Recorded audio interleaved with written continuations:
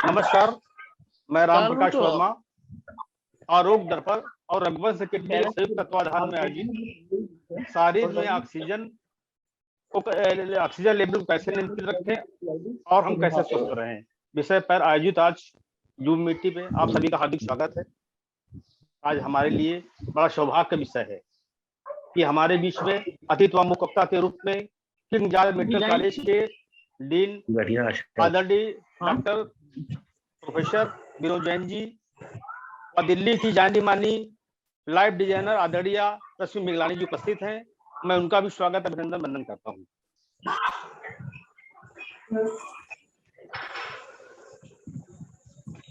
Hello hello, thank you so much Verma ji. मैं अब सबसे पहले जो है आदरणीय रश्मि मिगलानी जी को आमंत्रित करता हूँ कि वो कृपया आए और विचार व्यक्त करें। Thank you so much Verma ji और देवेंद्र जी इस अपॉर्चुनिटी को देने के लिए, ताकि मैं अपने व्यूज आपके सामने रख सकूं। और जो आज की स्थिति है इसमें कोविड से संक्रमित पेशेंट्स को बचा सके ताकि हॉस्पिटलाइजेशन उनको कम से कम जरूरत पड़े और घर बैठे बैठे ही वो लोग ठीक हो सके। तो आज का स्थिति जैसे हम मालूम है कि ना बेड्स हैं हमारे पास, ना ऑक्सीजन सिलेंडर्स हैं और डॉक्टर्स 24/7 काम कर रहे हैं। इसके बावजूद भी स्थिति उनके हाथ से बाहर है, सिचुएशन कंट्रोल में नहीं है।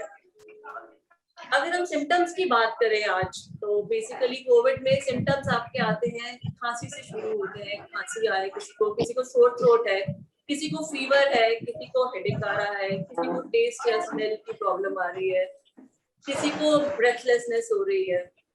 यदि हमारे सिम्टम 4-5 दिन में डायग्नोस हो जाते हैं और ट्रीट हो जाते हैं तो हॉस्पिटलाइजेशन की जरूरत मोस्ट ऑफ द केसेस में नहीं पड़ती। अगर कोई कोमॉर्बिडिटी और ना हो, जैसे कि डायबिटीज हो गया, कोई किडनी इशू हो गया एक्सेट्रा, तो बेसिकली हॉस्पिटलाइजेशन की हमें उसी स्टेज पर पड़ रही है जहां पर पेशेंट को सांस लेने में तकलीफ हो रही है। जैसे कि अगर सांस लेने की तकलीफ की बात करें हम कि ऑक्सीजन लेवल्स में कमी आ रही है, ऑक्सीजन लेवल में कमी आ रही है, इस मींस कि कुछ लंग्स में इशू आ रहे हैं, हमारे कोई डैमेज लंग्स में दिखा रहा है। तो आज मैं कुछ आपके सामने एक्यूप्रेशर पॉइंट्स शेयर करूंगी जिससे हम दबा के उनको जेंटल प्रेशर देके उनको हम अपने लंग्स को हेल्दी कर सकते हैं, अपनी इम्यूनिटी बढ़ा सकते हैं और हॉस्पिटलाइजेशन को अवॉइड कर सकते हैं काफी हद तक। तो हमारी बॉडी में बेसिकली 12 मेरिडियंस हैं। ये 12 मेरिडियंस ब्लड वेसल्स की तरह होती है। ब्लड वेसल्स हमारी बॉडी में ब्लड कैरी करती हैं और ये 12 मेरिडियंस हमारी बॉडी में एनर्जी फ्लो को कंट्रोल करती हैं। तो अगर हमारी बॉडी में कोई भी इशू आता है तो वो उन मेरिडियंस की ब्लॉकेज की वजह से आता है। हमें उन मेरिडियंस पे जेंटल प्रेशर देके उन मेरिडियंस की ब्लॉकेज को रिमूव करना है। तो फर्स्ट मैं अब आपको पॉइंट्स बात करूंगी इनकी। फर्स्ट पॉइंट की हम बात करेंगे, हमारे हाथ के पीछे ये हमारी इंडेक्स फिंगर है, ये हमारा। अगर हम यहाँ से एक लाइन खींचे और एक अपने अंगूठे से ऐसे लाइन खींचे, दोनों लाइंस जहाँ मिलेंगी वहाँ एक पॉइंट बनेगा। इस पॉइंट को आपने जेंटली प्रेस करना है। प्रेस करने का क्या तरीका है, आपने इसको 8 बार प्रेस करना है। पहले 1 2 3 4 5 6 7 8, 1 सेकेंड में पॉज करना है, फिर दोबारा आपने 8 बार प्रेस करना है इसको। 1 2 3 4 5 6 7 8, फिर पॉज करिए 1 सेकेंड के लिए। उसके बाद 8 बार दोबारा इसको प्रेस करेंगे।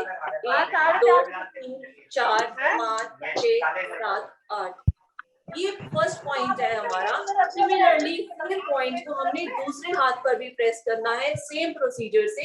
1 2 3 4 5 6 7 8, एक पॉज दीजिए, फिर 8 बार कीजिए, फिर एक पॉज दीजिए, फिर 8 बार कीजिए। ये हमारा फर्स्ट पॉइंट हुआ दोनों हाथों का। जब भी आप एक्यूप्रेशर पॉइंट्स को प्रेस कर रहे हैं, आप ध्यान दीजिए कि आपने ये ब्रेकफास्ट के बाद, लंच के बाद और डिनर के बाद नहीं प्रेस करना। मेरा ये कहने का मतलब है जब भी आप प्रेशर दे रहे हैं, आपने खाना कुछ भी सॉलिड नहीं खाया हुआ होना चाहिए। अब हम सेकेंड पॉइंट की बात करते हैं। सेकेंड पॉइंट हमारा है इस पॉइंट के फर्स्ट पॉइंट के डायरेक्टली ऑपोजिट हथेली की अंदर की साइड को। इसको भी आपने डायरेक्टली सेम तरीके से प्रेस करना है। पहले 8 बार प्रेस कीजिए, फिर 1 सेकंड के लिए पॉज कीजिए, फिर 8 बार प्रेस कीजिए, फिर 1 सेकंड के लिए पॉज कीजिए, फिर 8 बार प्रेस कीजिए। सिमिलरली सेम प्रोसीजर हमें दूसरे हैंड के लिए करना है। हमारा थर्ड पॉइंट है, अगर हम यहाँ से अपनी फिंगर की क्रीजेस देखें, मेरी इंडेक्स फिंगर की ये जो क्रीजेस हैं, इन पर मैंने ब्लैक मार्कर से लाइन लगाया हुआ है। सिमिलरली दूसरे फिंगर में भी आपको इन फिंगर्स की क्रीजेस को सिंपली प्रेस करना है, ऐसे इस तरह से। 8 टाइम्स प्रेस कीजिए, 1 सेकंड के लिए रुकिए, फिर 8 टाइम्स प्रेस कीजिए, 1 सेकंड के लिए रुकिए, फिर 8 टाइम्स प्रेस कीजिए। सिमिलरली सेम प्रोसीजर आपने दूसरी क्रीज पर करना है। दूसरे हाथ पर भी आपकी इंडेक्स फिंगर की 2 क्रीजेस है, इन पर भी आपने पहले यहाँ प्रेस करना है, फिर यहाँ पर प्रेस करना है। तो अभी हमने 3 पॉइंट्स की बात कर ली है। फोर्थ पॉइंट है हमारा, अगर हम इंडेक्स फिंगर से नीचे एक लाइन ड्रॉ करते आए, अपनी रिस्ट तक आए, तो हमारा ये पॉइंट दिखेगा रिस्ट के एंड पे इंडेक्स फिंगर की लाइन में। तो इस पॉइंट को भी हमने सेम इसी तरीके से प्रेस करना है। 8 टाइम्स प्रेस कीजिए, 1 सेकंड के लिए पॉज कीजिए, फिर 8 टाइम्स के लिए प्रेस कीजिए, 1 सेकंड के लिए पॉज कीजिए, फिर 8 टाइम्स के लिए प्रेस कीजिए। तो हमारे सिमिलरली दूसरे हाथ पर भी ये पॉइंट आपने सेम तरीके से प्रेस करना है। नेक्स्ट पॉइंट आता है हमारा, ये हमारी एल्बो का इनर पॉइंट है। ये हमारी एल्बो का इनर पोर्शन है। इस एल्बो से हमने 4 उंगली नीचे सेंटर पॉइंट लेना है इसका। इस सेंटर पॉइंट को आपने सेम प्रोसीजर से प्रेस करना है। 8 टाइम्स प्रेस कीजिए, 1 2 3 4 5 6 7 8। 1 सेकंड का पॉज देंगे, 1 2 3 4 5 6 7 8। Again we will give a pause for 1 second, 1 2 3 4 5 6 7 8। Similarly हमने दूसरी बाजू पर भी मैंने मार्क किया हुआ ये पॉइंट। ये हमारा एल्बो का इनर पोर्शन है। एल्बो के इनर पोर्शन से 4 उंगली नीचे ये पॉइंट है सेंटर में, इसको प्रेस करना है। जब हम इन पॉइंट्स को प्रेस करेंगे आपको हल्का पेन होगा, which is okay, pain bearable होना चाहिए, बहुत ज्यादा आपने प्रेशर नहीं देना है। नेक्स्ट पॉइंट है हमारा, अपनी बाजू को हम रेज करेंगे। बाजू को जब हम रेज करेंगे, हमें अपने नोज को टच करना है अपनी बाजू से। तो जिस पॉइंट पे हमारा नोज हमारी बाजू पे टच करेगा, उस पॉइंट को हमने प्रेस करना है। I am doing it like this. तो ये पॉइंट है मेरा, जहां मेरी बाजू, मेरी नोज मेरी बाजू को प्रेस कर रही है। इस पर भी हमने सेम पॉइंट से प्रेस करना है, same pressure, 1 2 3 4 5 6 7 8। Similarly on the other side, 1 2 3 4 5 6 7 8। Pause, 1 2 3 4 5 6 7 8। फिर एक थोड़ा पॉज दीजिए, फिर 1 2 3 4 5 6 7 8। ये हमारे कुछ एक्यूप्रेशर पॉइंट्स हैं। मेरा एक लास्ट एक्यूप्रेशर पॉइंट है, हमने इस एरिया को स्ट्रेंथन करना है, इस एरिया को हमने प्रेस करना है। इस मुद्रा को हम आदि मुद्रा भी बोलते हैं, ये बहुत इंपॉर्टेंट है। तो इसको बेसिकली प्रेशर देना है। तो आप सिंपली इसकी मसाज कर सकते हैं, इसको प्रेस कर सकते हैं, या बेस्ट तरीका इसको प्रेस करने का है, आप अपना अंगूठा अंदर मोड़िए और अपनी उंगलियों से बंद करके फिस्ट बनाइए दोनों हाथों को। जब आप अपनी फिंगर से अपने अंगूठे को प्रेस करेंगे, तो आपके अंगूठे की इस जगह पे आपको प्रेशर, थोड़ा सा स्ट्रेस, थोड़ी टेंशन फील होगी, हो सकता है थोड़ा सा पेन भी हो। तो ये आपको प्रेस करते रहना है रफली 2-3 मिनट के लिए। जब भी आप रिलैक्स कर रहे हैं, आप टीवी देख रहे हैं, आप उस समय इन पॉइंट्स को ऐसे प्रेस करके बैठ सकते हैं थोड़ी देर, और इससे आपकी ऑक्सीजन लेवल्स लंग में बढ़ेगी। जो ब्रेथलेसनेस की प्रॉब्लम है आपको, उस प्रॉब्लम से आपको राहत मिलेगी। This is one thing. Second हमारा है, हमें ब्रीदिंग एक्सरसाइजेस बहुत ज्यादा हेल्पफुल बताई गई हैं कोविड से लड़ने के लिए। तो I am going to share with you 3 breathing exercises. The first breathing exercise में क्या करना है, आपने इनहेल करना है नोज से और एक्सहेल मुंह से करना है। और एक्सहेल जब आप कर रहे हैं, आपने ये मेथड यूज करना है कि आपके मुंह से विस्लिंग साउंड निकले। I just show you how it has to be done.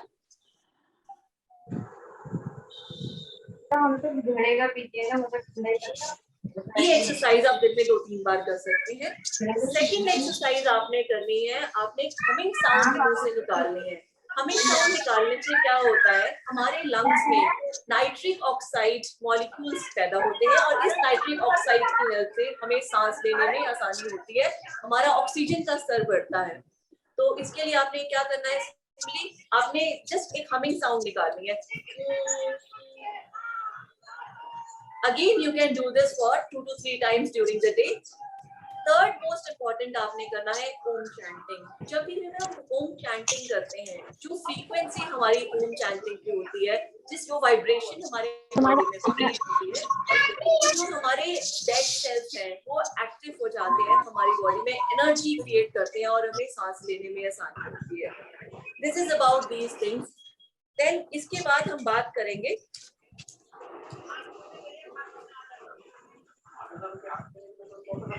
Prone position की। प्रोन पोजीशन एक ऐसी पोजीशन है जिसमें आपको अगर सांस लेने में तकलीफ हो रही है तो उसमें अगर आप लेटेंगे हर 2-2 घंटे के बाद तो आपके लंग्स एक्सपैंड करते हैं और आपको सांस लेने में फायदा मिलता है।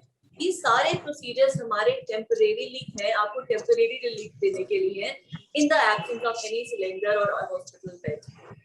तो इसके लिए क्या करना है आपने, you have to lie down on your stomach with 3 pillows, one under your chest, one under your stomach and one under your lower part of your chest। इस पोजीशन पे लेने से भी आपको काफी रिलीफ मिलता है और ब्रेथ जो है आपने नॉर्मल रखना है।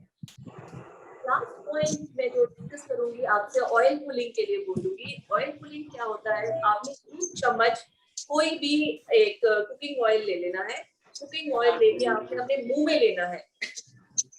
जैसे पानी के साथ कुल्ला करते हैं ऐसे ही आपने 1 चम्मच कुकिंग ऑयल अपने मुंह में लेके उसको कुल्ला करते समय मुंह में पूरा ऑयल घुमाना है।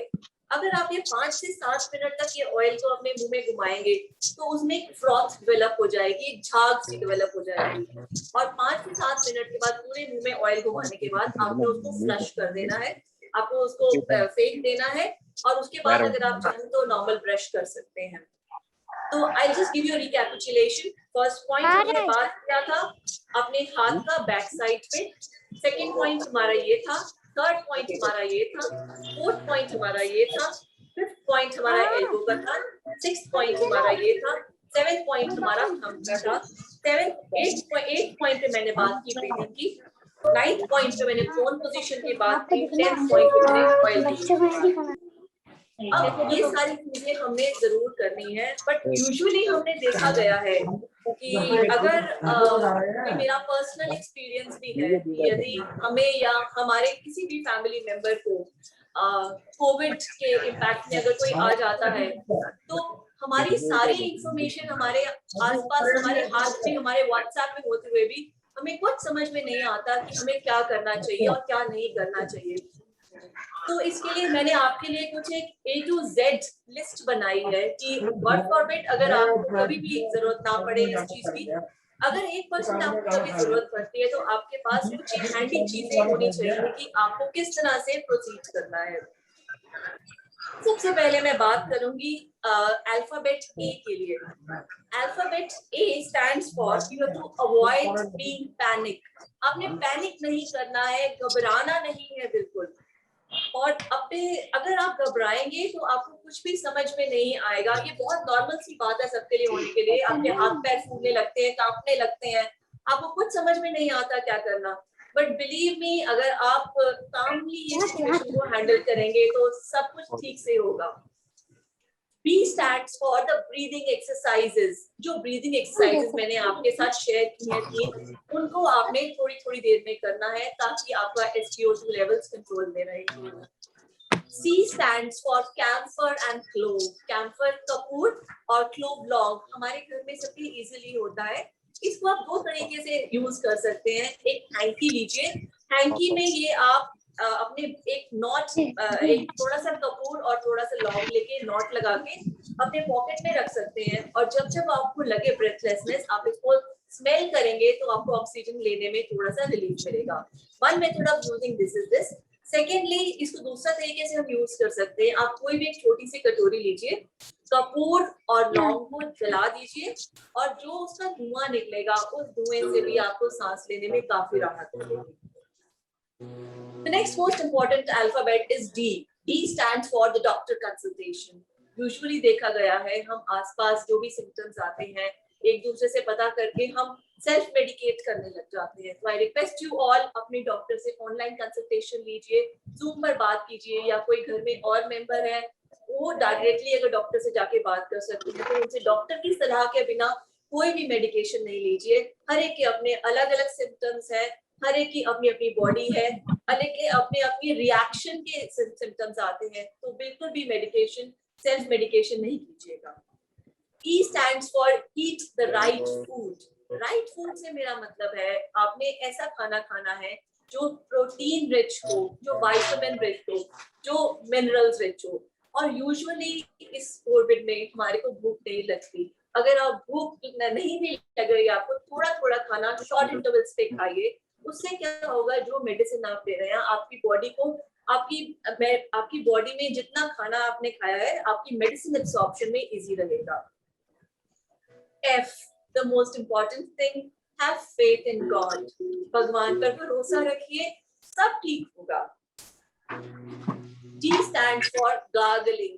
अगर आपके गले में खराश है, sore throat है, मॉर्निंग में उठ के आप अगर गार्गलिंग करेंगे, गरारे करेंगे तो आपके थ्रोट में काफी आराम मिलेगा। और अगर आपको दिन में भी लगे कि थोड़ी सी इशू आ रही है, then again you can do the gargling during the day as well. H stands for hydration. You have to keep your body hydrated. थोड़ी थोड़ी देर में आप लिक्विड्स लेते रहिए ताकि आपकी बॉडी में पानी की कमी ना हो, आपकी बॉडी में सॉल्ट्स की कमी ना हो। Next, the most important point is isolate yourself from your friends, from your family members. It is very difficult. I know I have experienced this, but you will have to. You will have to do this for the betterment of your own. अगर आप थोड़ी दिन के लिए उनसे isolated रहेंगे तो आप उनको भी स्वस्थ रखेंगे और खुद भी जल्दी ठीक होंगे। G stands for a judgment sheet. आपने क्या करना है, एक पेपर लेना है सिंपली। जिस दिन से आपको फर्स्ट सिम्टम आ रहा है उस दिन आप लिखिए आपको क्या सिम्टम आया है। आपको खांसी आई है, आपके गले में दर्द हुआ, आपको बुखार आया, आपको ब्रेथलेसनेस हुई, आपने क्या खाया, आपका ऑक्सीजन लेवल क्या था, आपने डॉक्टर से कंसल्ट किया, उसने क्या क्या मेडिसिन बताई। सिमिलरली सेम आपने सेकेंड डे लिखना है, आपका फर्स्ट डे के सिम्टम्स पहले से बेहतर हुए हैं या और वर्स हुए, थर्ड डे फोर्थ डे। अगर आप ये सारा रिकॉर्ड रखेंगे तो ये आपके लिए मॉनिटर करने के लिए और आपके डॉक्टर के लिए भी काफी इजी होगा आपका अगला लाइन ऑफ ट्रीटमेंट प्लान करने के लिए। की स्टैंड्स फॉर काढ़ा। ये काढ़ा इंडियन तो काफी बिलीव कर रहे हैं और believe me it is actually working for them. आपने 7-8 चीजें लेनी है, इनको इकट्ठा करके बॉयल करना है। बॉयल इतनी देर करना है कि ये क्वांटिटी हाफ में रिड्यूस हो जाए। उसके बाद उसमें हनी डाल के आपने उसको पी लेना है। इतना गर्म होना चाहिए कि आप पी सके उसको। 7-8 आइटम्स क्या है, I just share with you.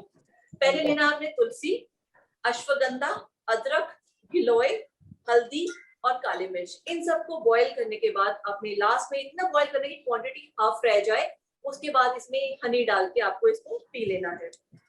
L stands for the lung acupressure points, जो मैंने आपसे 7-8 acupressure points शेयर किए हैं। ये पॉइंट्स आप जब भी आपको लगे आपको सांस में दिक्कत आ रही है या आप रिलैक्स कर रहे हैं, आप टीवी देख रहे हैं, आप ये कभी भी कर सकते हैं, बट मेक श्योर खाना खाने से पहले करें। और अगर आप खाना खाने के बाद में करना चाहते हैं तो एटलीस्ट खाना खाने के 40-50 मिनट के बाद करें, इमीडिएटली नहीं कीजिएगा। Next is M, the alphabet mask. The M, masking. Mask yourself appropriately. Appropriately का मतलब है जब आप मास्किंग कर रहे हैं आपका नाक और मुंह दोनों कवर्ड होना चाहिए। ये नहीं कि आपने नाक पे मास्क पहनने के बजाय गले में पहन लिया या फोरहेड पे कर लिया। Please don't do this. It is for the betterment of you and your loved ones. N stands for nebulization. अगर आपका आपका सांस लेने में दिक्कत आ रही है, आपको खांसी हो रही है, आपकी बलगम ज्यादा बन रही है बॉडी में, तो आप नेबुलाइज कर सकते हैं प्लेन सलाइन वाटर से। अगर तकलीफ ज्यादा है तो आप अपने डॉक्टर की सलाह लीजिए, उनसे पूछिए मैं इसमें क्या मेडिसिन डाल के नेबुलाइज करूं ताकि मुझे जल्दी आराम मिल सके। O stands for the oxygen levels. Oxygen levels हमें 2-3 बार दिन में मॉनिटर करना है। ध्यान रखिए ये मॉनिटर करने से आप कोई एडिक्टेड नहीं हो जाए। हर 2-2, 3-3 मिनट बाद आपको इसको मॉनिटर नहीं करना है, कोई जादू नहीं है ये। 2-3 घंटे बाद भी अवॉइड कीजिए। Make it a point two do it before breakfast, before lunch, before dinner. दिन में 3-4 बार मॉनिटर करना काफी है इसको।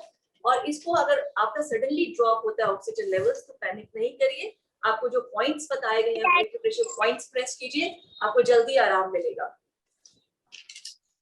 P stands for plants, the indoor plants, जो ऐसे इंडोर प्लांट्स कुछ आते हैं जो दिन में ही नहीं बल्कि रात को भी ऑक्सीजन एमिट करते हैं। To name a few, snake plant is one such, spider plant is there, then Erica palm is there, then Zania is there.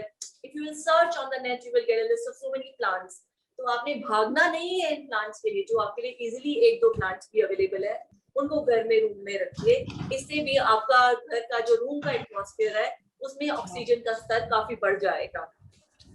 Next point we will talk about is with alphabet R. Alphabet R is rest your body. Give enough rest to your body. अगर आप rest नहीं करेंगे अपनी body को, अपना घूमते रहेंगे, इधर उधर पैनिक करेंगे, परेशान रहेंगे, स्ट्रेस में रहेंगे, तो आपकी बॉडी को हील करने का समय नहीं मिलेगा। आपकी बॉडी को हील करने का समय नहीं मिलेगा तो आपको टाइम ज्यादा लगेगा रिकवरी के लिए। So make it a point to give enough rest to your body.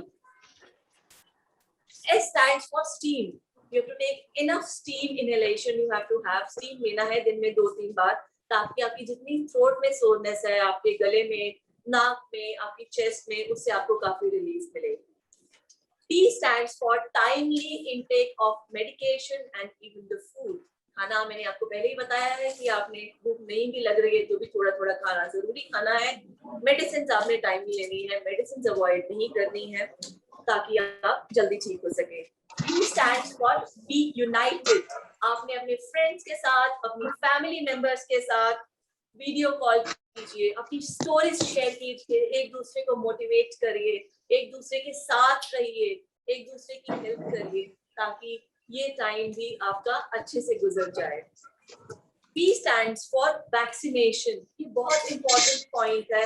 अगर आप कोरोना के संक्रमण में हैं तो आप अभी वैक्सीनेशन नहीं लगवा सकते, कुछ हफ्ते बाद अपनी डॉक्टर की सलाह से वैक्सीन लगवाइए और मेक श्योर कि आप पूरी इंडियंस, पूरी वर्ल्ड से इस कोरोना को जीताने में आप इंडिविजुअल एक सपोर्ट करें और हम जल्द ही जीतेंगे। W stands for walking. अगर आप अगर सपोज आप कोरोना संक्रमित हैं, आप इसके इम्पैक्ट में आ गए हैं, आप एक रूम में कन्फाइंड है, आई एम श्योर उस रूम में भी इतनी स्पेस जरूर होगी कि आप थोड़ा बहुत चल सकें। तो आपको मोबिलिटी आपकी मेंटेन होनी चाहिए, आपको चलना फिरना चाहिए, आपको बैठे ही नहीं रहना। आपको ये नहीं कहना कि मुझे कोरोना हो गया तो मैं बैठा है। जितना आप चलेंगे, मोबिलाइज रहेंगे अपनी बॉडी को, तो आपको बेटर फील करेगा, आपका डाइजेशन सिस्टम अच्छा होगा। नहीं तो ये गर्म चीजें लेने से हो सकता है आपको एसिडिटी भी हो सकती है, तो this will help you even in relieving the acidity. The alphabet X stand for access to doctor in case भगवान न करे आपको किसी भी इमरजेंसी, कोई भी इमरजेंसी हो, but still will advise you to have an access to your doctor, उनका फोन नंबर, एम्बुलेंस का फोन नंबर, फार्मासिस्ट का फोन नंबर एक हैंडी रखें ताकि इमरजेंसी में आपको कोई जरूरत पड़े तो इमीडिएटली ये इंफॉर्मेशन आपके पास साथ में हो। Z stand for zestfully. Zestfully आपने मेडिसिन खानी है, आपने ब्रीदिंग एक्सरसाइजेस करनी है, आपने खाना खाना है, मेडिसिन लेनी है और अपने स्पिरिट को हाई रखना है, पॉजिटिविटी रखनी है। ये समय भी गुजर जाएगा और आपकी लाइफ जल्द ही नॉर्मल हो जाएगी। So in the end मैं एक लास्ट मैसेज देना चाहूंगी अपने सारे फ्रेंड्स को। हम 130 करोड़ इंडियंस हैं और सिर्फ एक कोरोना है। Imagine there's only one corona and we are 130 crore Indians, जो इस समय हम सबके ऊपर हावी हो रहा है। हमें इसको हराना है और हराने में हर एक का कंट्रीब्यूशन जरूरी है। हर एक का कंट्रीब्यूशन हमें कैसे करना है? हमें प्रॉपर्ली मास्क लगाना है, हमें सोशल डिस्टेंस का मेंटेन करना है, वैक्सीन लगवानी है, WHO की प्रॉपर गाइडलाइंस को प्रिवेंशन और ट्रीटमेंट में फॉलो करना है। और इन सब को अगर हम करेंगे तो हम सब जल्द ही इस कोरोना को हरा सकेंगे। और एक लास्ट इम्पोर्टेंट पॉइंट, जैसे सपोज हमें अभी कोरोना नहीं हुआ है, हम क्या कर रहे हैं, ऑक्सीजन सिलेंडर, दवाइयां स्टॉक कर रहे हैं ताकि हमें इसकी जरूरत पड़ जाए शायद। तो I just give you a reminder, ये मेडिसिन और ऑक्सीजन सिलेंडर का स्टॉक करना एक बहुत बड़ा वास्तु डिफेक्ट है। अगर हम इसको स्टॉप करते हैं तो यूनिवर्स हमारे लिए कोई ना कोई ऐसा सर्कमस्टेंस क्रिएट करेगा कि हमें कोरोना हो और हमें इसे यूज करने की जरूरत पड़े। So I request you all for the betterment of yourself and for the betterment of others, आप कोई मेडिसिन, कोई ऑक्सीजन सिलेंडर स्टॉक नहीं कीजिए ताकि आप खुद स्वस्थ रहें। Thank you so much. आप सब स्वस्थ रहें, ठीक रहें, खुश रहें और इस कोरोना को हराने में हम सबकी सहायता करें, अपनी सहायता करें। Thank you so much Verma ji. Over to you doctor ten. Thank you ma'am, thank you ma'am, thank you ma'am, so much. Thank you ma'am, thank you अब डॉक्टर विनोद जैन साहब को सादर आमंत्रित करते हैं। नमस्कार वर्मा जी और नमस्कार रश्मि निगलानी जी, देवेन जी और हमारे वर्मा जी और अन्य सभी सदस्य। इसके पहले कि हम आगे की बात शुरू करें, हम थोड़ा सा रश्मि जी से कुछ सवाल पूछना चाहते हैं। रश्मि जी अपने आप को अनम्यूट कर लीजिए। आपने कुछ अल्फाबेट्स बताए, बहुत अच्छे बताए। एच के बाद आई के आइसोलेट बताया, एफ को क्या बताया आपने? सॉरी, एफ को क्या बताया आपने? Have faith in God the supreme. नहीं, फेथ इन गॉड आपने, okay sorry, I, okay, G H I. J को क्या बताया आपने? जे से बताया सर एक जजमेंट शीट प्रिपेयर कीजिए, अपनी डेली की प्रोग्रेस उस पे नोट डाउन कीजिए। आपका कितना बुखार है, आपका ऑक्सीजन लेवल कितना है, आपने क्या खाया, क्या नहीं खाया, आपको कितनी भूख लगी, आपके सिम्टम्स इंप्रूव हो रहे हैं या वर्स हो रहे हैं। करेक्ट। अच्छा, वाई क्या बताया आपने? वाई से बताया सर योगा कीजिए, बेसिक योगा एक्सरसाइजेस कीजिए। ठीक है, तो रश्मि जी ने हमारा काम बहुत आसान कर दिया है और जो चीज हम बताना चाहते थे उसको बहुत अच्छे से समराइज किया है। थोड़ा सा कमेंट्स हम इसके ऊपर डालना चाहते हैं। Nobody should take it otherwise. Should pass. आप, हालांकि आपने आधा घंटा लिया है तो मुझे 20 मिनट लगाते हो। तो एक तो चीज हम लोगों को ये बताई गई कि हमको अपने आप में निबुलाइजेशन करना है। तो निबुलाइजेशन आजकल डाउटफुल है और कंट्रोवर्शियल है। तो निबुलाइजेशन की बजाय जो रोटा हेलर से पफ लेना है, जो सॉलिड पाउडर का पफ लेना है, that is recommended by All India Institute, by WHO and by our KGME। तो nebulisation as far as possible should be avoided in house. Okay, screen भी तो स्टीम में अच्छा बताया रश्मि जी ने। स्टीम में किसी दवा की जरूरत नहीं है और स्टीम, प्लेन वाटर स्टीम जो आता है हमारे पास, स्टीम इनहेलर नाक वाला, छोटा वाला, वो लेना है। और बाकी सब जो आपने बताया वो अच्छा बताया। एक आपने बताया इंडोर प्लांट्स का, तो थोड़ा सा मैं इसमें ये डिफर करता हूँ, क्योंकि इंडोर प्लांट्स में जो ऑक्सीजन लिबरेट होती है वो कीमोसिंथेसिस से होती है और वो इतनी छोटी अमाउंट में होती है कि वो ज्यादा हाइप है, उससे आपको लाभ नहीं मिलने वाला। तो I will not suggest indoor plants because वो मॉस्किटो जनरेट करेगा और आपको और प्रॉब्लम करेगा। तो इंडोर प्लांट्स को आप अवॉइड करें तो हमारे हिसाब से बेहतर रहेगा। That was the two my this thing. Sir आप बेहतर गाइड कर सकते हैं इस फील्ड पे। इनफैक्ट हर एक पीपल वगैरह में भी ऑक्सीजन निकलती है, लेकिन वो इतनी स्मॉल क्वांटिटी में होती है कि आपकी ऑक्सीजन को वो जस्टिफाई नहीं करती। अब हम आते हैं अपनी बात पर। हमारी बात का ये है अर्थ कि आप बीमार ही ना पड़े, इसके लिए आपकी बॉडी की इम्यून प्रोसेस होनी चाहिए। और अगर बीमार पड़े और घर में रह रहे हैं तो आप क्या करें? हम केवल दो बातों पे बात करते हैं। तो जैसा आप बिल्कुल सही से बताया कि आप पहले साइंटिफिक बात समझिए। हमारे शरीर में एक होता है स्ट्रेस हार्मोन और एक होती है टी सेल्स। तो यह जो लिम्फोसाइट्स होती है, तो अगर हमारी टी सेल्स हमारी बॉडी को इम्यून पैदा करती है और स्ट्रेस हार्मोन इस टी सेल के फंक्शन को डाउन करता है, तो अगर स्ट्रेस हार्मोन हमारा ज्यादा होगा तो टी सेल्स कम फंक्शन करेंगे। आप सभी लोग अपना माइक अनम्यूट कर लीजिए प्लीज। सभी लोग अपना माइक अनम्यूट कर लीजिए। तो अगर स्ट्रेस हार्मोन हमारा ज्यादा होगा तो वो टी सेल कम काम करेंगी। जब टी सेल कम काम करेंगी तो इम्यून पावर हमारी कम हो जाएगी, और इम्यून पावर जब कम हो जाएगी तो जो वायरस है वो हम पे ज्यादा अटैक करेगा। अब सवाल ये आया कि ये हम इम्यून पावर को बढ़ाएं कैसे। केवल और केवल 5 बिंदु हैं बढ़ाने के लिए। जैसे आपने एक्यूप्रेशर के पॉइंट बहुत अच्छे बताए और हम आज इसे ही प्रैक्टिस करेंगे। तो उसमें सबसे पहला है आपकी नींद। मिनिमम 8 आवर्स स्लीप, वो बहुत जरूरी है। नींद के दौरान आपके स्ट्रेस हार्मोन कम होते हैं और टी सेल की फंक्शनिंग अच्छी हो जाती है, इम्यून प्रोसेस अच्छा हो जाता है। इसके बाद में आपका आता है फूड, अच्छा फूड। अब ये इस समय तो विषय ऐसा है कि आप ये भी जानते होंगे कि 64% लोग हैं और सब आदमी पूर्ण नहीं है। तो ऐसा खाना खाइए जिसमें सारी चीजें हों। कैसे तय करें? हर रंग की सब्जी हो, मूली, गाजर, चुकंदर, हरी पत्ते की सब्जी, हर रंग का अनाज, दाल, चावल, मसूर की दाल, मूंग की दाल, हर तरह की दाल, पंचमेल दाल, मल्टी फ्लोर ग्रेन, हर तरह के सब फ्रूट्स, यानी कि डिफरेंट कलर की सब्जी, डिफरेंट कलर का फ्रूट, डिफरेंट डिफरेंट हमारे मल्टीग्रेन आटा, मल्टीग्रेन हमारी मल्टी पल्सेस अगर इस्तेमाल करते हैं तो एक की कमी दूसरे से पूरी हो जाएगी। और फूड भी हमको सूर्यास्त से 2 घंटे के अंदर अंदर खा लेना है, और सूर्योदय के नाश्ता जो है वो 2 घंटे के अंदर अंदर नाश्ता कर लेना है। इसके बाद में एक्सरसाइज, जैसा आपने बताया, बहुत अच्छा बताया कि आप मिनिमम एक्सरसाइज करिए।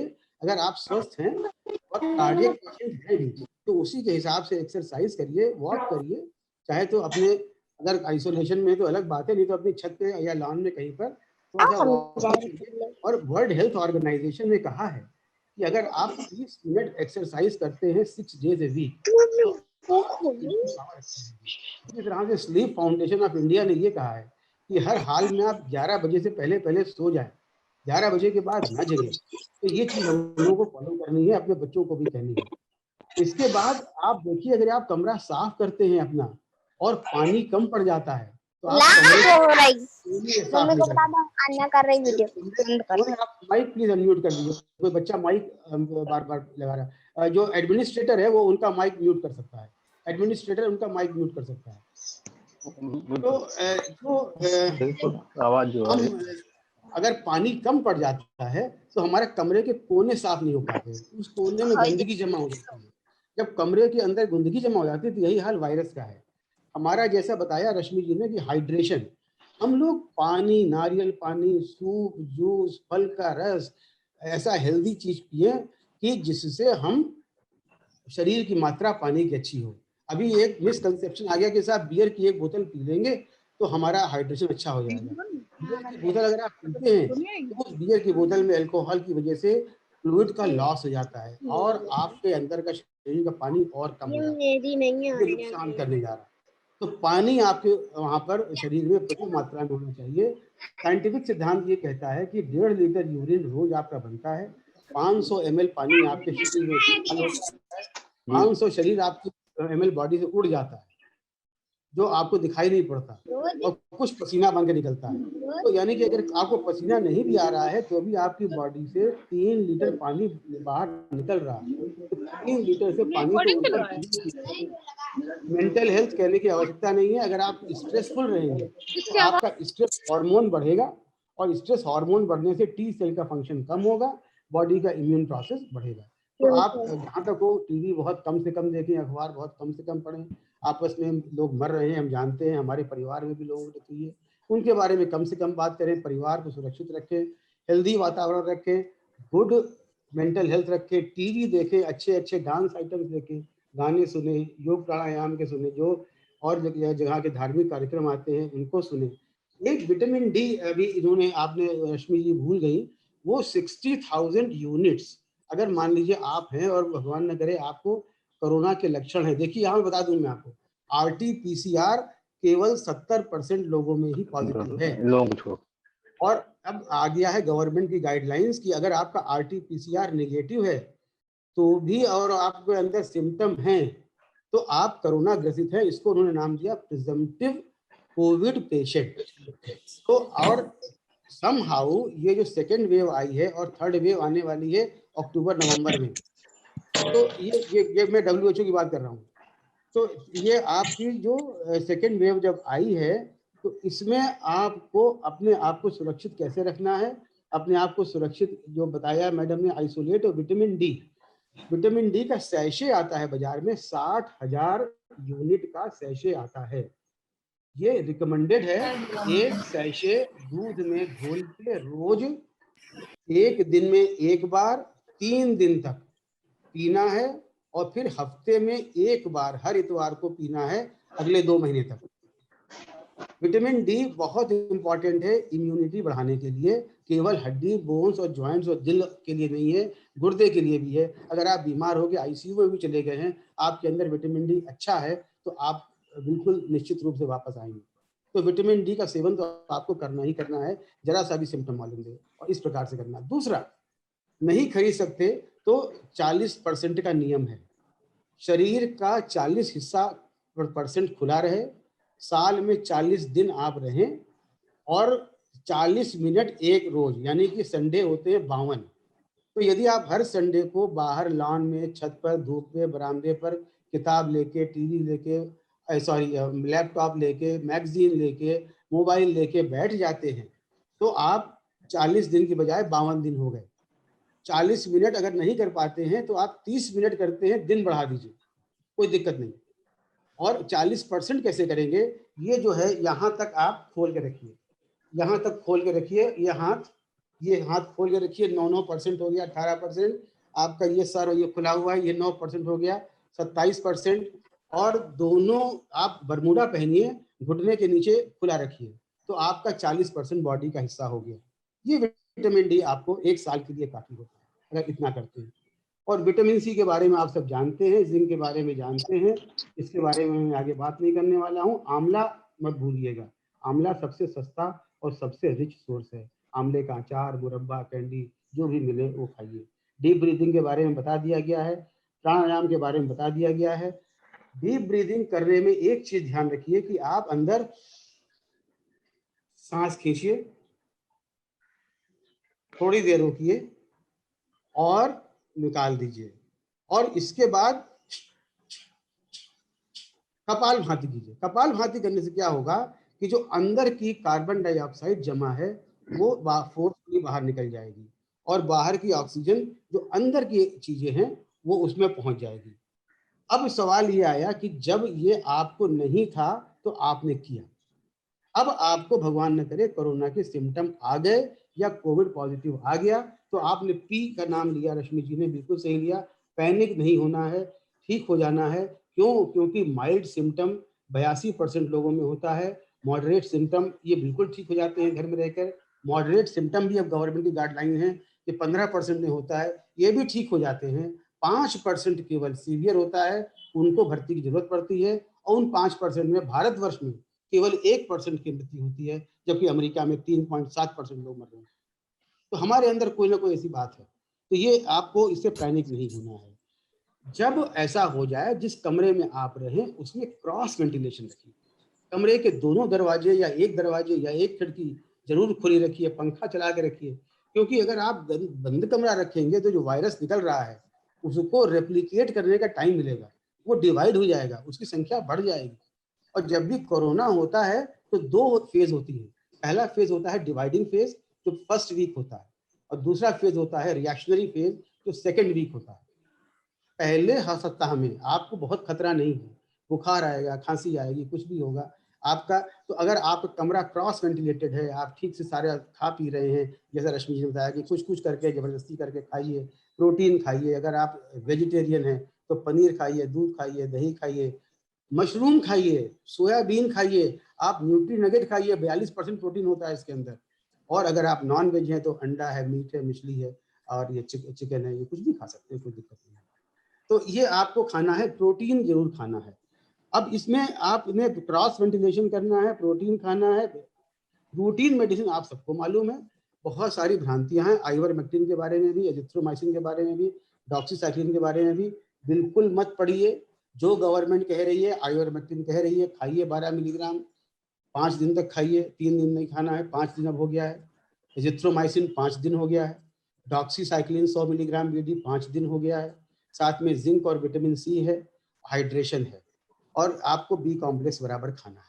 तो इसमें कोई बदलाव नहीं है, आप इस चक्कर में ना पड़िए। फैबी अब आप आएंगे एंटीवायरल में। एंटीवायरल में जो एक तो घर में रह के इंजेक्शन नहीं लगाना है रेमडेसिविर, प्लीज मत लगाइए। फैबी फ्लू आई है, फैबी फ्लू का रोल बहुत ज्यादा है नहीं, फैबी फ्लू के साइड इफेक्ट बहुत ज्यादा हैं और फैबी फ्लू को अभी बहुत ज्यादा मान्यता नहीं मिली है, ब्लैक में मिल रही है, मत भागिए मत भागिए। और टॉलरेट कर ले रहे हैं तो ठीक है, नहीं कर ले रहे हैं तो कोई चिंता की बात नहीं है।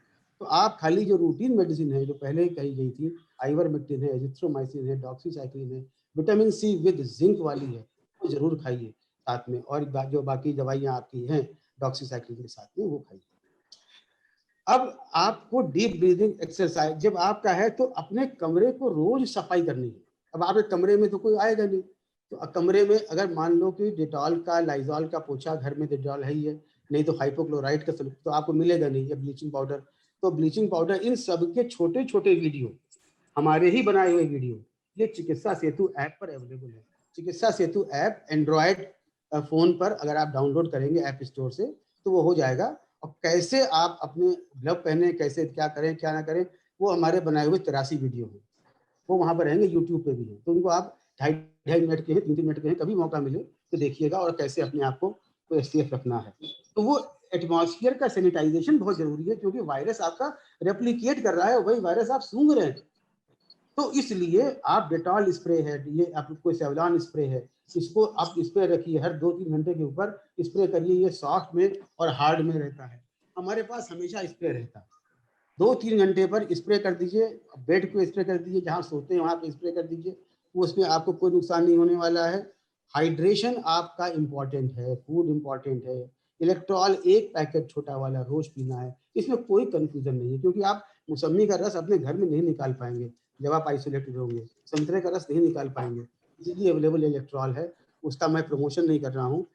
नेबुलाइजेशन के बारे में मैं आपको बता चुका हूँ। ये रोटा हेलर पफ आप लीजिए, ये रोटा हेलर बहुत सस्ता होता है, और रोटा हेलर जब आप लेंगे तो उसमें तरीका होगा, मैं सॉरी इसमें रोटा हेलर है नहीं मेरे पास, मतलब लाया नहीं मैं यहाँ पर, तो वो रोटा हेलर में एक कैप्सूल डाल के जो घुमा देंगे, जैसे चरसी लोग चरस पीते हैं ना, वो एक ही बार में खाली कर देंगे, तो वो आपका नीचे चला जाएगा अंदर यहाँ तक, और जो मुंह में रह जाएगा उसका कुल्ला कर दीजिए। अगर कुल्ला नहीं करेंगे तो वो फंगस इन्फेक्शन मुंह में हो जाएगा। तो इसलिए रोटा जब चरस आप पी लें, चरस पीने के बाद कुल्ला कर लीजिए, और कुल्ला करने के बाद में आराम से रहिए, दिन में 2 बार करना है। इसका दवा का नाम है फोराकार्ट, FORACORT, फोराकार्ट 400। इसमें ब्यूटीसिनाइड होता है और आपका ब्रोंकोडायलेटर होता है। ये WHO द्वारा अप्रूव्ड है, ये एम्स द्वारा अप्रूव्ड है। तो कोई दवा, मैं आपको कोई बात ऐसी नहीं बता रहा हूँ जो साइंटिफिकली प्रूवन नहीं है, जो जर्नल्स में है नहीं, ये सब अप्रूव्ड है ministry of family health and welfare पे। तो ये आपको करना है। प्रोन पोजीशन के बारे में इन्होंने बिल्कुल ठीक बताया, आपको प्रोन पोजीशन में लेटना ही लेटना है। तकिया आप पेट के नीचे न लगा पाए मत लगाइए, पैर के नीचे न लगा पाए मत लगाइए, आप छाती पे लगा के आराम से जैसे सोते हैं वैसे यूं करके मुंह करके सो जाइए, और गहरी गहरी सांस लीजिए। तो जो पीछे का आपका एल्वियोलस है वो खुल जाएगा, वो खुल जाएगा, और आपके अंदर ऑक्सीजन चली जाएगी, और आप बिल्कुल हमारा अपना खुद का, अगर आपका 95 है ऑक्सीजन और प्रोन पोजीशन पे आप लेटे हैं, 10 मिनट में आप 98 हो जाएगा। आज ट्राई कीजिएगा, आपका 98 आपका। तो prone position is very important. घर में यदि मान लीजिए भगवान ने करे आपका ऑक्सीजन लेवल ड्रॉप कर रहा है, तो जो हमारा हमको घर में कब तक मैनेज करना है अपने आप को, 92% ऑक्सीजन। अभी तो सरकार कहती है 93%। 93% ऑक्सीजन तक आपको अपने घर में मेंटेन करना है, लेकिन मैं आपको 1% और कम करता हूँ, 92% करता हूँ। हाँ, अगर किसी भी लेवल पे आपका 90 से कम है तो प्लीज घर में न रहिए, कहीं ना कहीं बाहर जाइए। घर में रह के ऑक्सीजन कंसंट्रेटर अगर आप लगा सकते हैं, लगाना आता है, लगाइए, नहीं तो अस्पताल पहले से जैसा रश्मि जी ने कहा था ढूंढ लीजिए और वहाँ चले जाइए। घर में रह के हेरोइज्म मत कीजिए, चाहे कितना भी ज्ञान क्यों ना हो, आप हेरोइज्म मत कीजिए, ठीक है। तो आपको ये रखना है, और आपको जब रहना है तो आपको 3 चीजें देखनी है। अपना टेम्परेचर 100 डिग्री से ऊपर ना जाए, रिकॉर्डिंग आपको सही बताई। आपको अपना रेस्पिरेशन 24 से ऊपर ना जाए, गिनते रहिए। और क्या है तरीका, पेट पे हाथ रखिए और गिनिए। पेट पे हाथ रख के जब गिनेंगे तो आपको आसानी होगी गिनने में। तो ये आपको, ये जो आपका टेम्परेचर है और आपका रेस्पिरेशन है और आपका ब्लड प्रेशर है, ये केवल 2 बार करिए, बस, ज़्यादा नहीं करना। लेकिन ऑक्सीजन, ऑक्सीजन जैसा रश्मि जी ने कहा कि 4-5 घंटे पे करिए। और जब भी आपको डिजीनेस लगे, कंफ्यूजन लगे, आपको परेशानी हो, आप लगा के देख लीजिए। अब पल्स ऑक्सीमीटर का बहुत खराब तरीका लोग बताते हैं, कभी कभी सेल वीक हो जाती है, कभी कभी इंस्ट्रूमेंट खराब होता है। तो जब कभी आपका पल्स ऑक्सीमीटर खराब रीडिंग दिखा रहा है, तुरंत दूसरे नॉर्मल आदमी में लगाइए, उसके पल्स ऑक्सीमीटर देखिए। इंडेक्स फिंगर में कभी मत लगाइए, मिडिल फिंगर में लगाइए। जितनी पतली, खास तौर से लेडीज जिनकी पतली फिंगर होती है, अगर उसमें लगाएंगे तो वो पल्स ऑक्सीमीटर ठीक से फिट नहीं होता, रीडिंग गलत आती है। मिडिल फिंगर में लगाइए और मिडिल फिंगर में लगाने के बाद में शुरू में फ्लक्चुएट करता है, 30 सेकेंड रुकिए, 30 सेकेंड के बाद जो रीडिंग आएगी वो रीडिंग सही होगी। नंबर 1। नंबर दूसरी, हाथ में पॉलिश नहीं होनी चाहिए, नेल पॉलिश, लेडीज के लिए खास तौर से। नंबर 3, आपका जो पल्स ऑक्सीमीटर है हर 2 दिन के बाद अंदर से किसी ड्राई लिनन क्लॉथ से, जिससे आप चश्मे का ये शीशा साफ करते हैं, उससे साफ करिए, क्योंकि लगाने से ये ऑयल चिपक जाता है। तो उससे क्या होता है कि आपका जो सेंसर है वो ठीक से काम नहीं करता, काम नहीं करता तो आपका पल्स ऑक्सीमीटर की रीडिंग ठीक नहीं आती, आप पैनिक हो जाते हैं। पी फॉर पैनिक मत होइए, साफ कर लीजिए, आपका देखिएगा बिल्कुल सही हो जाएगा। तो ये पल्स ऑक्सीमीटर है। और जब पल्स ऑक्सीमीटर लगाएं तो आपका हाथ ऐसे मुड़ा ना हो, आपका हाथ ऐसे टेढ़ा ना हो, आपका हाथ सीधा हो, बिस्तर पे हो, तकिया पे हो, हार्ट के लेवल पे हो। यानी कि अगर हार्ट के लेवल से नीचे है तो भी ठीक नहीं है। अगर आप बीमार हैं तो बेहतर होगा बाएं हाथ में, और बाएं हाथ की बीच की उंगली में, और हार्ट के लेवल पे आप लीजिए, और 30 सेकंड के बाद जो रीडिंग आएगी वो रीडिंग सही होगी। तो ये पल्स ऑक्सीमीटर की भ्रांति और उसकी मेंटेनेंस बहुत जरूरी है। घर में 2 पल्स ऑक्सीमीटर रखिए हमेशा, एक पल्स ऑक्सीमीटर खराब हो जाए तो दूसरा, और उसकी कम से कम 6 बैटरी रखिए, क्योंकि बैटरी खराब हो गई, आपका पल्स ऑक्सीमीटर खराब हो गया तो आपको पैनिक हो जाएगा। तो ये आपको एक बहुत ही इम्पॉर्टेंट चीजें होती हैं अबाउट द पल्स ऑक्सीमीटर। फिर सवाल ये आया कि अभी आजकल बहुत है कि साहब आते ही कोरोना हमें जांच करानी है, तो जांच कराने का सही वक्त क्या है, कौन कौन सी जांच करानी है? जब भी आपको कोरोना के लक्षण हो तो तुरंत मत दौड़िए, केवल नाक से आपका आरटी-पीसीआर करा लीजिए, पॉजिटिव चाहे निगेटिव। अब पॉजिटिव आ गया तो आप सर्टिफाइड हो गए, और निगेटिव आ गया तो आप सर्टिफाइड नहीं हुए। भैया टाइम हमको रोक दीजिएगा जब चाहिएगा तब। अब जब चलिए सर। नहीं हुए, प्रिजम्पटिव हुए, तो तीसरे दिन, थर्ड डे, 72 आवर्स के बाद अपनी जांचें कराइए, जिसको कहते हैं कोविड प्रोफाइल। बस कोविड प्रोफाइल बोलिए, और ये इंश्योर करिए कि आपका ब्लड सैंपल निकालने के बाद वो 2 घंटे के अंदर अंदर लैब में पहुंच जाए, एग्जामिन होना शुरू हो जाए। क्योंकि अगर 2 घंटे के बाद होता है तो जो उसके इन्फ्लेमेटरी मार्कर होते हैं वो आपके गड़बड़ होने लगते हैं। अब ये मैं डिटेल यहाँ नहीं बता रहा हूँ कि क्या क्या इन्फ्लेमेटरी मार्कर है, लेकिन फिर भी लीवर फंक्शन टेस्ट है, किडनी फंक्शन टेस्ट है, काउंट है, सीबीसी है। सीबीसी में जो टोटल ल्यूकोसाइट काउंट है, जो नॉर्मली 6 से 8 हज़ार होता है, 11,000 होता है, वो 3,000 हो जाता है। मेरा भी 27 हो गया था, और उसके बाद भी धीरे धीरे बढ़ जाता है। पी से पैनिक नहीं होना है, ध्यान से अगर सिम्टम है तो करना है, कोई दिक्कत नहीं है। तो वो आप कराइए, तो करेक्ट टाइमिंग है आपका इन्फ्लेमेटरी मार्कर कराने का 72 घंटे के बाद, इसके पहले कोई फायदा नहीं है कराने का। और रिपीट जब भी कराइए अपना सीबीसी, जब रिपीट कराना है तो एलएफटी यानी कि लीवर फंक्शन टेस्ट और किडनी फंक्शन टेस्ट, और ये अपना सीबीसी कराइए। ट्यूमर मार्कर को जल्दी जल्दी रिपीट नहीं कराना है, उसको फिर आप 60 दिन बाद करें, फिर 14 दिन बाद करें।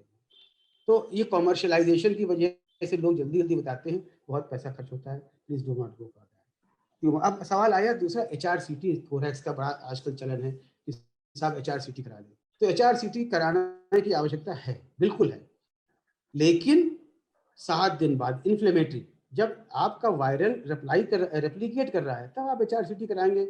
आपका जो स्कोर है 25 में 5 आ जाएगा या 3 आ जाएगा, आप खुश हो जाएंगे ना। कम से कम 7 दिन, या बेहतर होगा कि 10 दिन बाद आप एचआरसीटी कराइए थोरैक्स का, और उसमें आप देखिए कि आपका स्कोर क्या है। उस स्कोर के हिसाब से अपने जो चिकित्सक है उससे सलाह लीजिए, पहले मत कराइए। और फिर जब एक बार HRCT करा लिया, अब कराते क्यों HRCT कराते खाली इसलिए है कि कोरोना की वजह से जो लंग में असर आया है वो लंग का असर रिवर्सिबल होता है कुछ महीनों के लिए, 2-3 महीनों के लिए।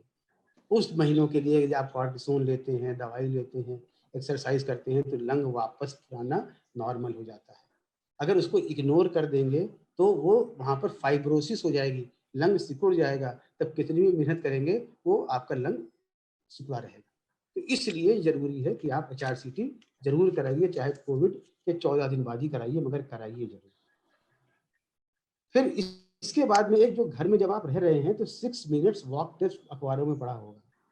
तो 6 मिनट्स वॉक टेस्ट नॉर्मल आदमी के लिए और 3 मिनट्स अगर आप 60 साल से ऊपर की आयु के हैं तो उनके लिए, और ये अंडर सुपरविजन होना है।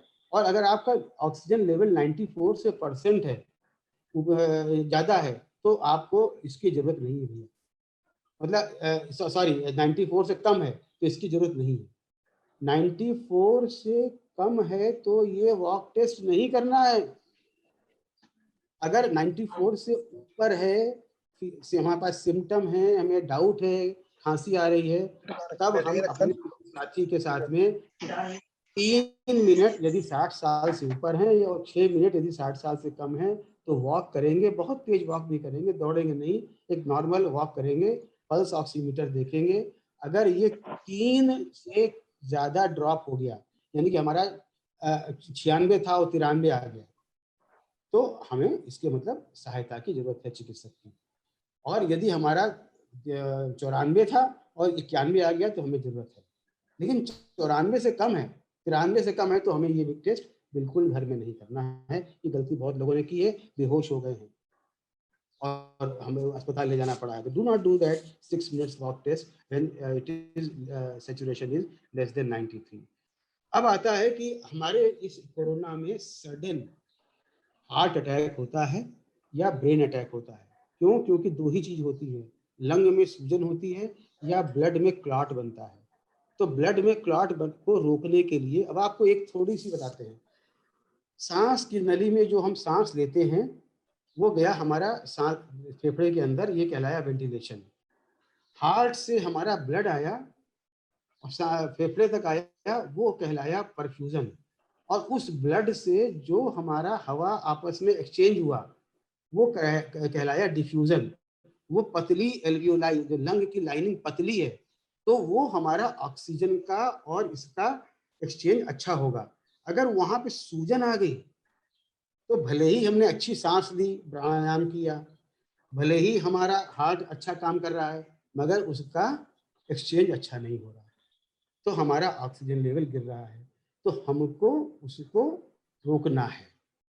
रोकने के लिए अब आजकल जो मारामारी बची है, ऑक्सीजन लेवल की मारामारी बची है, तो अब ये ब्यूटिसिनाइड का है जो रिकमेंडेड। मैं आपसे कहता हूं कि यदि आपके ऐसा हो रहा है तो please don't hesitate to start hydrocortisone. Don't hesitate to start hydrocortisone. 6 milligram की डोज है, 4 मिलीग्राम की टैबलेट डेक्सामीथासोन। डेक्सामीथासोन के नाम से बाजार में मिलती है, 40 रुपए की 10 गोलियां मिलती है। और उसको जो है आपको लेने में कोई हर्ज नहीं है यदि आप घर में हैं और आपका ऑक्सीजन लेवल कम है, लेकिन 7 दिन के बाद, 7 दिन के पहले नहीं। 7 दिन के पहले लेंगे तो नुकसान करेगा, 7 दिन के बाद ही इसको शुरू करना है। कई चिकित्सकों को हमने देखा है और उन्होंने इस्तेमाल भी किया है, उनको नुकसान पहुंचा है। तो 7 दिन के बाद में उनको आपको देना है। और उस समय जब दे रहे हैं तो अपना ऑक्सीजन लेवल भी देखना है और साथ में और भी चीज़ देखना है।